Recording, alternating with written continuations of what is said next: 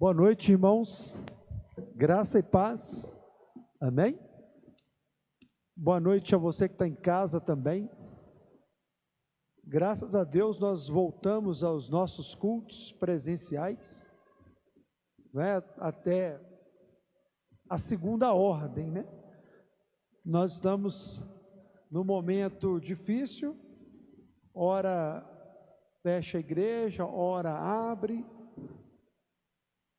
E eu quero lembrar que na igreja é um local onde nós estamos sempre com o nosso espaçamento, estamos com as máscaras, temos o álcool em abundância, temos aqui toda a higienização necessária para que aqui não haja um contágio, né? Apesar de que eles sempre estão culpando a igreja, né? Muitas pessoas estão culpando a igreja, mas a gente sabe que é uma perseguição também que pode vir contra a igreja. Então, achar que a igreja é culpada, né? Mas nós estamos preparados para a perseguição, amém? Amém? Estamos preparados para a perseguição. Jesus já nos havia falado sobre isso, sobre as perseguições que viriam, e graças a Deus, isso mostra que já é o tempo do fim.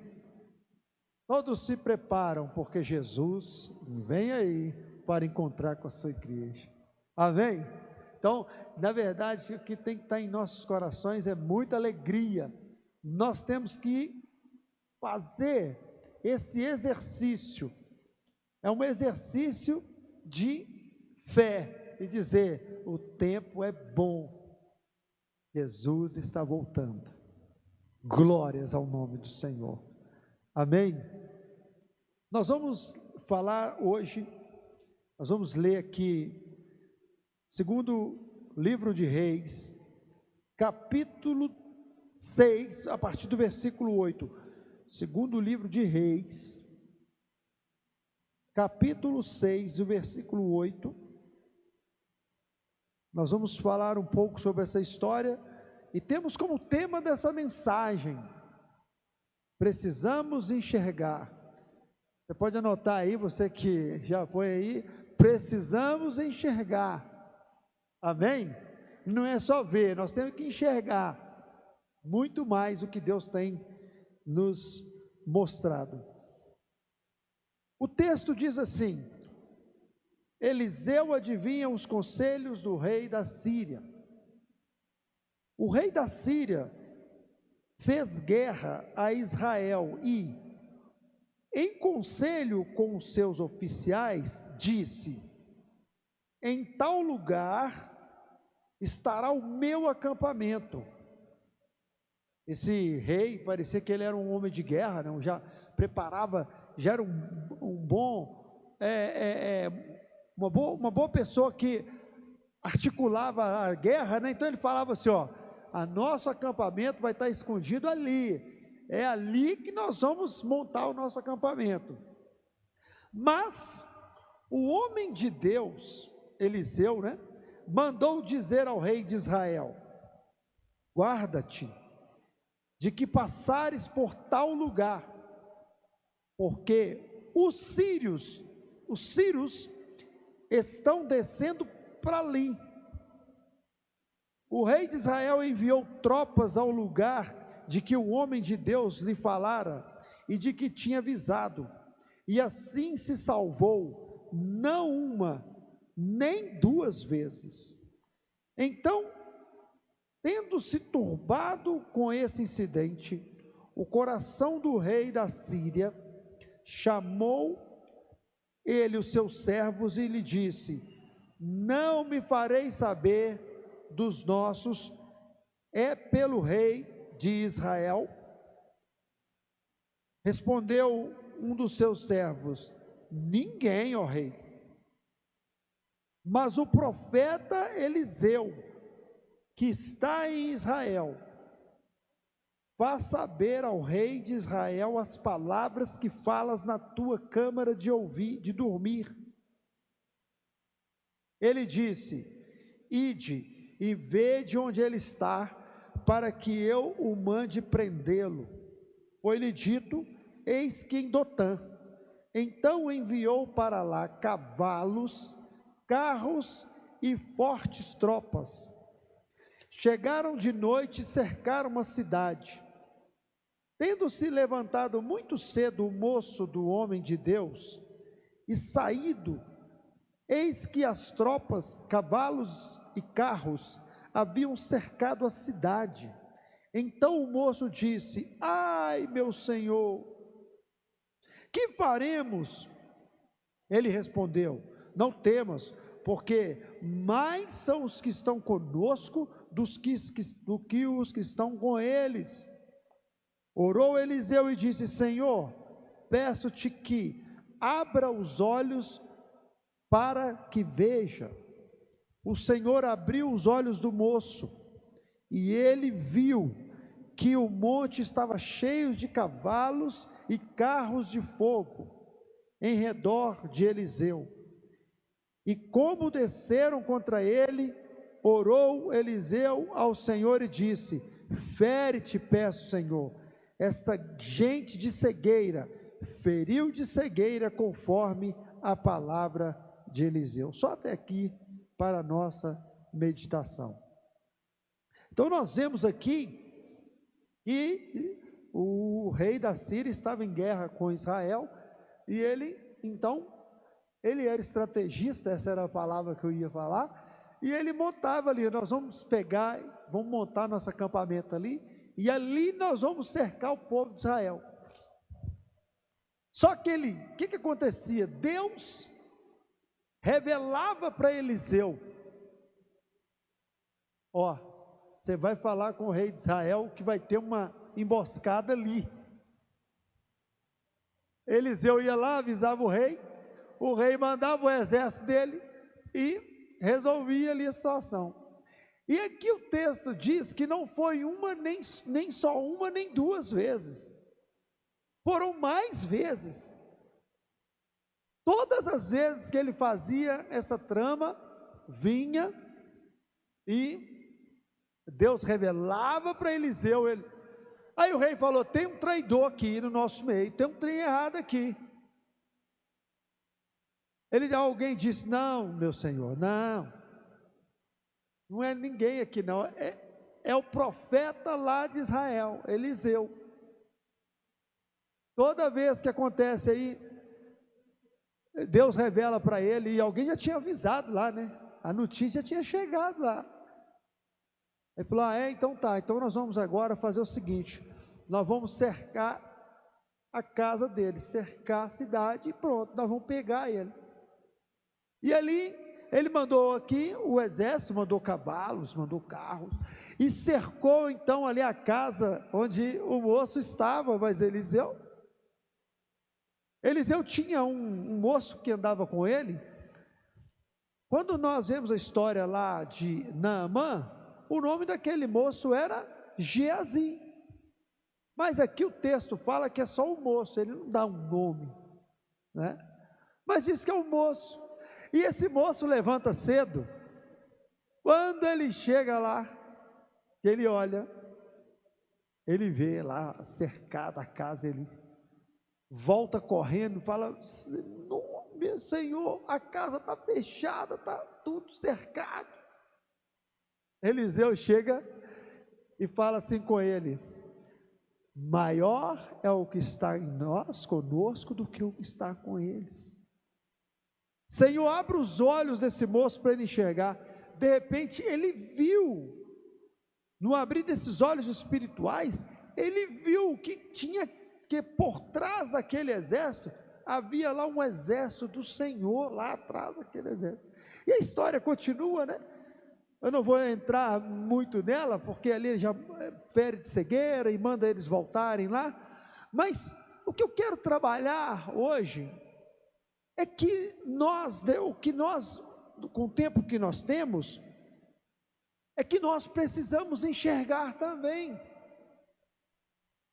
Na maioria das vezes, quando nós nos encontramos em situações acuadas, em situações difíceis, nós deixamos de enxergar o mundo espiritual, nós deixamos de enxergar quem está conosco, falta uma visão em nós, e a primeira coisa que nós devemos enxergar, coloque a mão nos seus olhos e fala: Senhor, abre meus olhos, vai, você também que está em casa aí, pode colocar, abre meus olhos para que eu possa enxergar. Pronto. A primeira coisa que eu e você, nós devemos enxergar, é que está escrito em Daniel capítulo 2, versículo 27 e 28, respondeu Daniel na presença do rei e disse: o mistério que o rei exige, nem encantadores, nem magos, nem astrólogos podem revelar ao rei, mas há um Deus no céu, o qual revela os mistérios, pois fez saber ao rei Nabucodonosor o que há de ser nos seus últimos dias, o teu sonho, as visões, e ele começou ali a decifrar o sonho para Nabucodonosor. Ou seja, a primeira coisa que nós temos que enxergar é que há um Deus no céu. Nunca esqueça disso, nunca perca essa visão. Há um Deus no céu, há um Criador, irmãos, há um Deus que nos criou. O nosso Deus, Ele sabe toda a genética do coronavírus, Ele sabe toda a genética de tudo, Ele é Deus, então Ele sabe direitinho tudo da nossa vida, irmãos. Nós não devemos entrar em desespero, mas nós devemos falar assim: há um Deus no céu. Há um Deus no céu, e um dia nós encontraremos com Deus, de duas maneiras que nós vamos encontrar com Deus: ou pelo arrebatamento, ou pela morte. Não tem outro jeito de encontrar com Deus. Como diz uma piada, né? Todo mundo quer ir para o céu, mas ninguém quer morrer. Ninguém quer morrer, mas ir para o céu, todo mundo quer ir. A segunda coisa que nós precisamos enxergar é que tem o Espírito Consolador que nos foi dado. Nós temos o Espírito Santo. Em João capítulo 14, versículo 26, mas o Consolador, o Espírito Santo, a quem o Pai enviará em meu nome, esse vos ensinará todas as coisas e vos fará lembrar de tudo quanto vos tenho dito. É o Espírito Santo. Então, primeiro, não podemos deixar de enxergar, temos que enxergar que existe um Deus no céu. Segundo, tem o Espírito Santo que nos foi dado. Nós não estamos desamparados nessa terra, nós não estamos, como diz o ditado, a Deus dará nessa terra. Nós não mais somos órfãos nessa terra,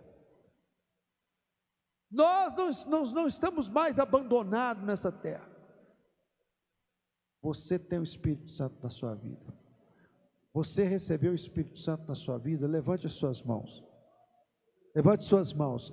Diz a Bíblia que quem tem o Espírito glorifica a Deus, e glorifica a Deus. Se você tem o Espírito Santo, glorifica a Deus. Somente quem não tem o Espírito Santo é que não vive glorificando ao Senhor. Então nunca perca essa visão. Você tem que enxergar que há um Deus no céu e que você tem o Espírito Santo. O terceiro ponto aqui que nós devemos enxergar é que nós não estamos sozinhos, que nós somos um corpo. Nós não estamos desligados, nós estamos num corpo, nós somos uma igreja. Não há divisões para Deus, não há denominações para Deus.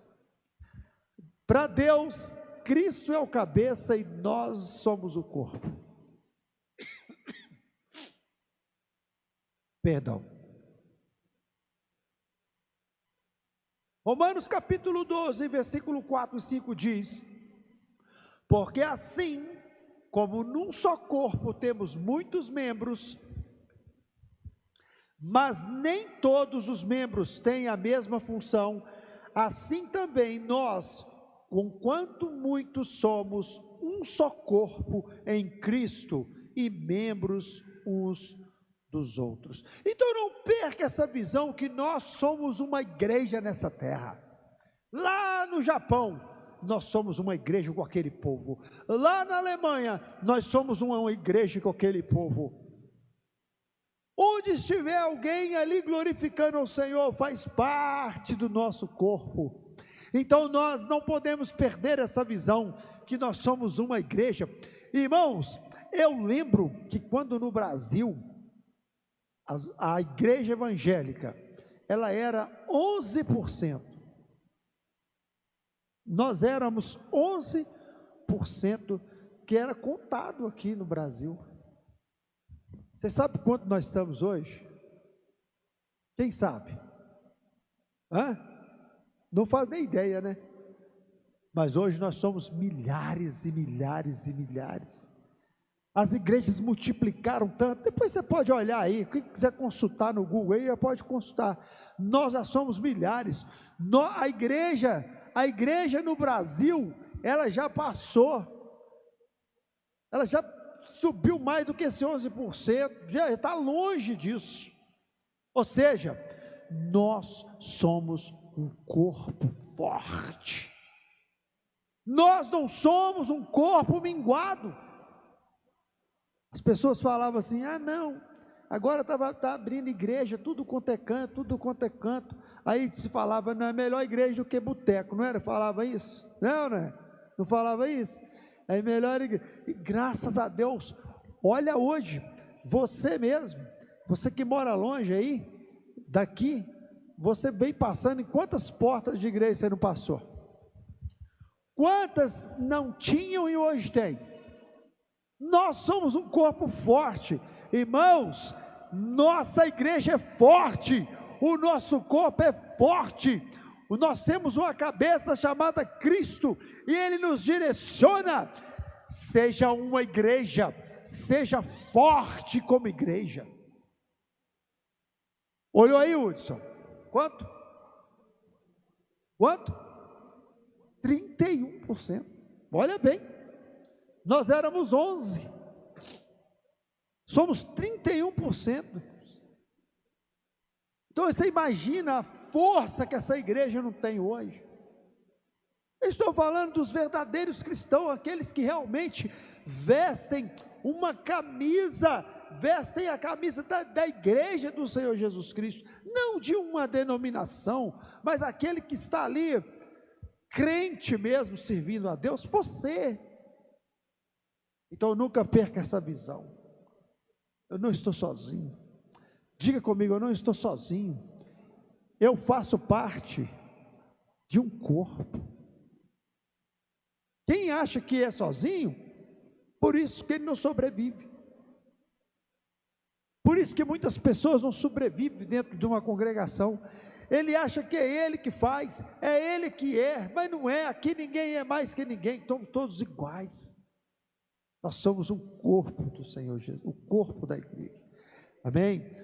O quarto ponto a quarta ponto da visão que nós devemos enxergar e não podemos errar, não podemos deixar de enxergar, é que nós temos que vigiar e orar. Aquele menino andava com Eliseu quanto tempo? Lá na história quando ele está junto com Eliseu, E Naamã ali, aquele menino, o rapaz daquela situação que era Geazi, ele vai atrás de Naamã para pedir a riqueza de Naamã. Agora esse menino está andando com Eliseu, ele tem que aprender. Ele tem que aprender. Ele está numa escola ali com Eliseu. Vigiar e orar. Os discípulos também estavam com Jesus no monte.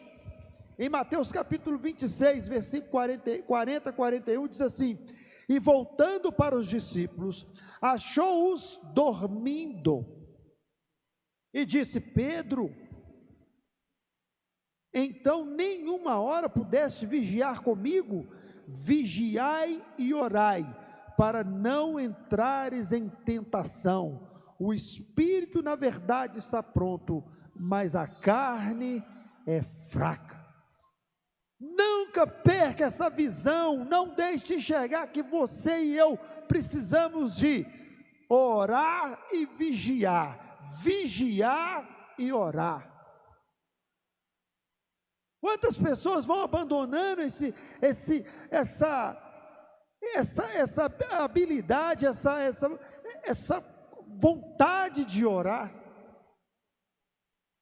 esse hábito de orar e vigiar. Se nós não tivermos essa visão, se deixarmos de enxergar que nós temos que orar e vigiar, nós vamos cair em tentação, porque ele diz aqui: orai e vigiai, para não cair em tentação. E o quinto ponto e último aqui, muito importante, e nós precisamos enxergar, é que vai passar. Aleluia. Levanta a mão e diga: vai passar. Essa luta vai passar. Virão outras, mas vai passar. Mas vai passar. Mas vai passar. Diga bem forte: vai passar. Na segunda carta a Coríntios, capítulo 4, diz assim, do 8 ao 17, diz assim: em tudo somos atribulados. Olha bem, em tudo somos atribulados, porém não angustiados, perplexos, porém não desanimados, perseguidos, porém não desamparados, abatidos, porém não destruídos, levando sempre no corpo o morrer de Jesus, para que também a sua vida se manifeste no nosso corpo, porque nós que vivemos, somos sempre entregues à morte por causa de Jesus, para que também a vida de Jesus se manifeste em nossa carne mortal, de modo que em nós opera a morte, mas em vós a vida, tendo porém o mesmo espírito da fé, como está escrito: eu criei, por isso é que falei, também nós cremos, por isso também falamos, sabendo que aquele que ressuscitou o Senhor também nos ressuscitará com Jesus e nos apresentará convosco, porque todas as coisas existem por amor de vós, para que a graça, multiplicando-se, torne-se abundantes as ações de graças por meio de muitos, para a glória de Deus. Por isso, não desanimamos, pelo contrário, mesmo que o nosso corpo exterior se corrompa, contudo, o nosso homem interior se renova dia após dia, porque a nossa leve e momentânea tribulação produz para nós o eterno peso de glória acima de toda comparação. Glórias, honra e louvores seja dado ao nosso Deus. Não desanimem, vai passar. Eu digo para você que está em casa, a sua enfermidade vai passar, a sua dificuldade vai passar, pois aqui diz que é leve e momentânea tribulação. Ela não se compara ao peso de glória que nos há de ser revelado, irmãos. esteja firme, esteja com essa visão, não deixe de enxergar que vai passar, vai passar. Quando Eliseu ora ali, e os olhos daquele menino abrem, ele vê um campo de visão agora diferente. Eu digo para você, uma coisa era você antes de ser crente, outra coisa é você agora, depois de ser crente. A sua visão nas lutas tem que ser diferente, a sua visão na batalha tem que ser diferente. Maior é o que está em nós do que o que está no mundo, maior é o que está em nós do que o que está no mundo. O Espírito Santo está em nós, Cristo habita em nós, então é maior do que qualquer dificuldade que virá sobre nós. Nós temos que ter essa esperança, vai passar. Nós vamos orar agora, estamos dentro do nosso horário. Eu queria que nós ficássemos de pé. Você que está em casa, lembre de alguém agora que está enfermo, alguém que está precisando de enxergar.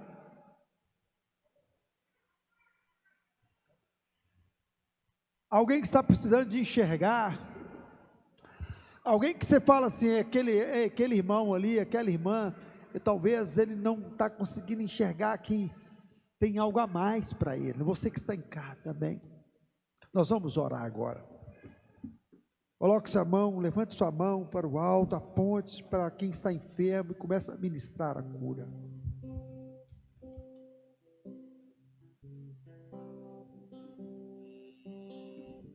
Precisamos enxergar. Deus, em nome de Jesus,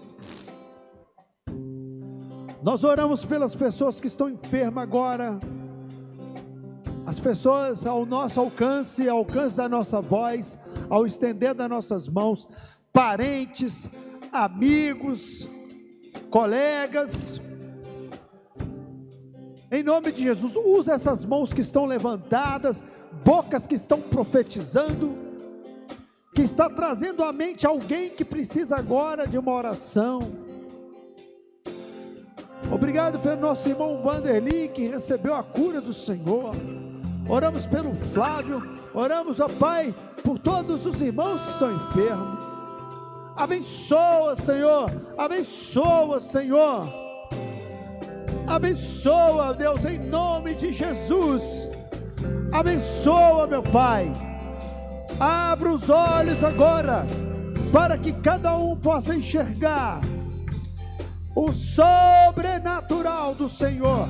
Tu és o Deus, Tu és o Deus, Tu és o Deus maravilhoso, Tu és o Deus que abre os olhos dos Teus filhos, assim como o Senhor abriu o olho do seu filho, abra também os olhos de cada um com a Tua presença, em nome de Jesus.